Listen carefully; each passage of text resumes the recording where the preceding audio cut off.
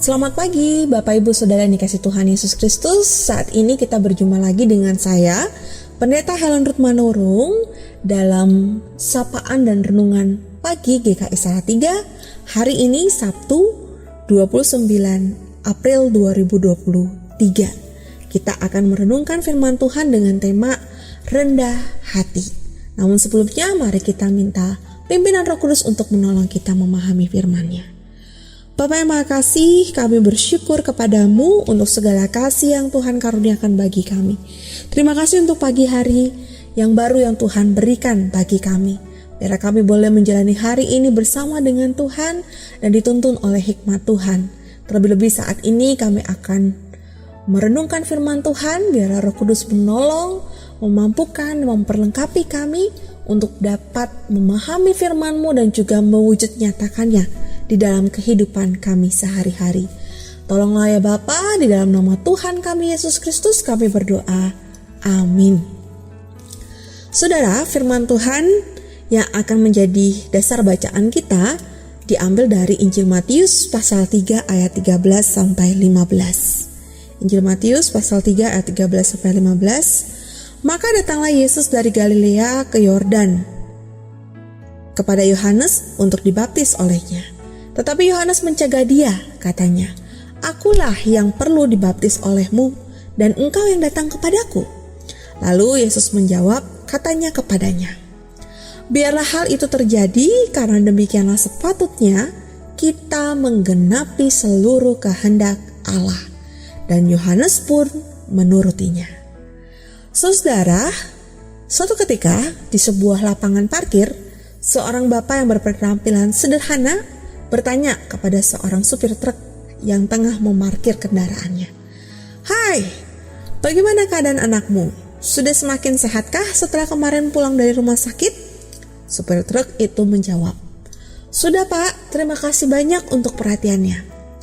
Cerita ini mungkin terlihat biasa-biasa saja kalau kita tidak mengenal siapa yang berbicara dengan supir truk itu.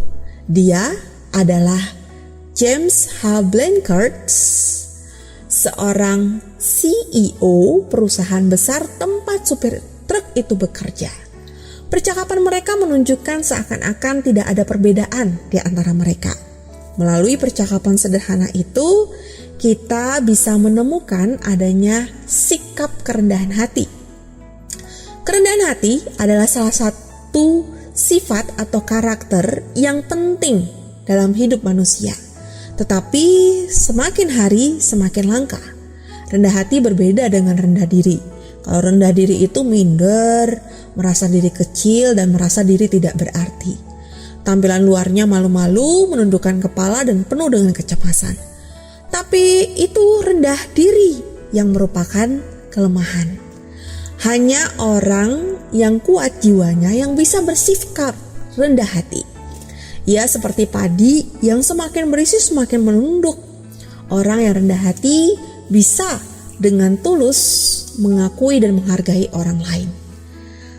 Dalam Alkitab ada beberapa firman Tuhan yang mengajarkan umat untuk memiliki kerendahan hati. Itu ada dalam Amsal 11 ayat 2 yang mengatakan, "Jikalau keangkuhan tiba, tiba juga cemooh. Tetapi hikmat ada pada orang yang rendah hati." Begitupun juga yang ada dalam Efesus 4 ayat 2. "Hendaklah kamu selalu rendah hati, lemah lembut dan sabar, tunjukkanlah kasihmu dalam hal saling membantu." Saudara, rendah hati adalah lawan sombong. Sombong adalah upaya untuk meninggikan diri, merasa diri besar, merasa diri hebat, dan dengan kerendahan hati, kita memiliki kesadaran bahwa hidup yang kita jalani adalah anugerah Tuhan semata-mata. Kalau kita berkedudukan tinggi, itu anugerah dari Tuhan. Kalau kita memiliki kekayaan yang banyak, itu juga pemberian Tuhan. Kalau kita memiliki wajah yang tampan ataupun cantik, itu anugerah dari Tuhan. Kalau kita memiliki talenta khusus, itu juga anugerah.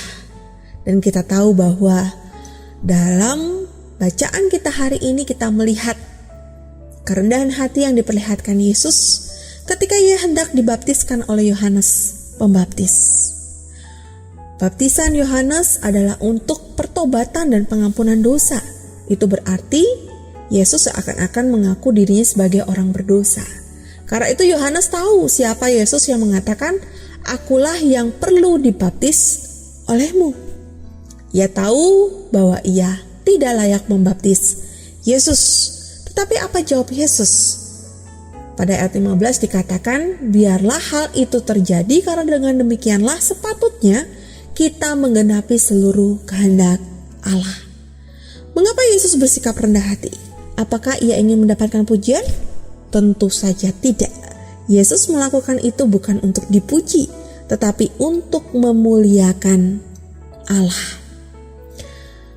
Saudara yang dikasihi Tuhan Yesus Kristus, kita bisa belajar untuk dapat hidup rendah hati sama seperti Kristus yang sudah menunjukkan kerendahan hati di dalam kehidupannya. Kita juga bisa belajar kerendahan hati dari seorang yang bernama Bunda Teresa. Menurut Bunda Teresa, orang yang rendah hati tidak perlu berbongkok-bongkok supaya hatinya lebih rendah daripada orang lain. Ibu Teresa mengatakan bahwa kiat-kiat menjadi rendah hati ada beberapa tips. Di antaranya, kita perlu untuk mengurus urusan sendiri. Ketika orang yang mengurus urusan kita dan kita tahunya sudah beres, maka kita tidak akan menghargai pekerjaan orang lain. Lalu hal yang kedua adalah tidak ingin mencampuri urusan orang lain. Sebab dengan mencampuri urusan orang lain, itu akan membuat kita membanding-bandingkan diri kita dengan orang lain. Lalu yang ketiga adalah menerima pertentangan dan kritik dengan senang hati. Kenapa? Karena kritik dilihat sebagai alat untuk menumbuhkan. Maka dengan menerima itu, kita akan berterima kasih untuk setiap kritik yang ada. Kita juga diajak untuk dapat, yang keempat, tidak berusaha agar dikasihani dan dikagumi secara istimewa. Lakukanlah segala hal sebagai wujud tanggung jawab kita dengan sebaik-baiknya, bukan demi apresiasi atau pujian dari orang lain. Dan hari ini kita belajar untuk bisa memiliki kerendahan hati, untuk bisa mengikut jalan Yesus Kristus. Tuhan menolong kita. Amin. Mari kita akhiri renungan ini dengan berdoa. Bapa yang Maha Kasih, kami bersyukur kepadamu untuk firman-Mu yang boleh menerangi kehidupan kami. Ajar kami untuk memiliki sikap rendah hati, baik itu dalam perkataan, dalam bersikap dan juga bertingkah laku. Biarlah semua itu berkenan di hadapan Tuhan dan kami boleh semakin serupa dengan Kristus. Tolonglah kami Tuhan, berkati setiap aktivitas kami sepanjang hari ini, berkati keluarga kami, berkati pekerjaan kami ataupun studi kami, berkati ya Bapa. Inilah ungkapan syukur dan permohonan kami, di dalam nama Tuhan Yesus kami berdoa. Amin. Selamat pagi Bapak, Ibu, dan Saudara yang dikasihi Tuhan.